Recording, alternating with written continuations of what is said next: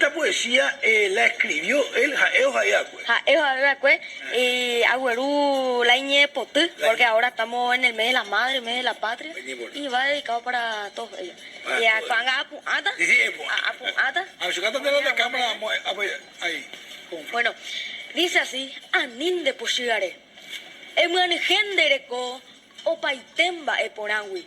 Hatapucuepe Ejeya, Puaroja Yeyahei. De su janderupe a cointe etupanoi, jaña caitichu pecuera.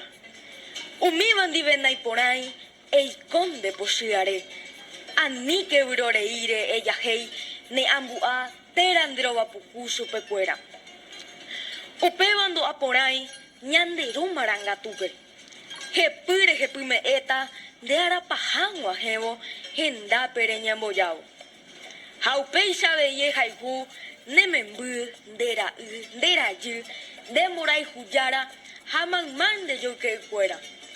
Umiba nikoja de shaguante abei, hasap ante y catuba, ombo pupundero wu, hanyembo poshikagua.